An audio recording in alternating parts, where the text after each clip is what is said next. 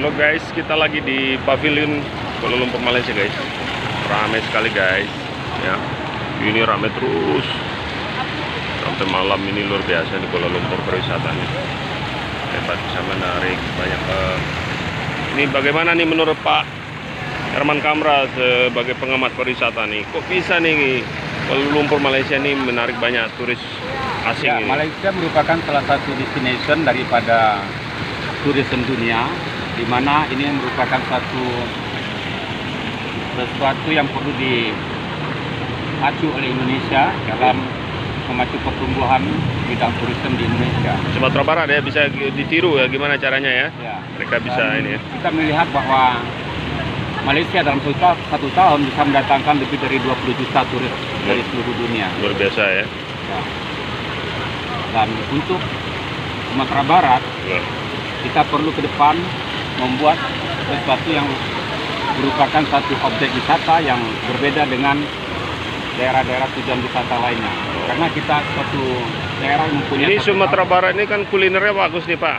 Nah itu ya. Yang menarik buat Sumatera Barat itu adalah Kulinernya. kuliner, kemudian sistem masyarakat yang sangat unik di seluruh dunia. Hanya 3 bangsa yang mempunyai sistem masyarakat. Betul.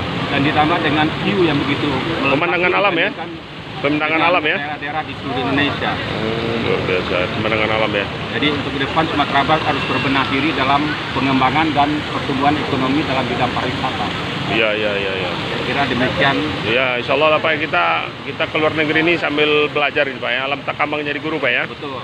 Bagaimana suksesnya Kuala Lumpur Malaysia dan Malaysia pada umumnya bisa menarik investasi dan juga pariwisata, bisa menjadi pelajaran berharga buat kita, buat Dan kita mengharapkan sekali Ya. dengan adanya Minang Diaspora Global, Ya. itu kita akan membuat satu jaringan bekerjasama dengan orang-orang Minang yang ada di seluruh dunia. seluruh dunia Pak ya, pengusaha-pengusahanya Pak ya, Dan kemudian juga bisa mengembangkan di suatu saat perkembangan investasi untuk Sumatera Barat, baik di bidang UMKM maupun di bidang turisme. Oke. Mudah-mudahan Pak ya, kita buat acara di luar negeri ini tujuan kita untuk mempromosikan pariwisata dan investasi Sumatera Barat dalam bidang pariwisata dan investasi.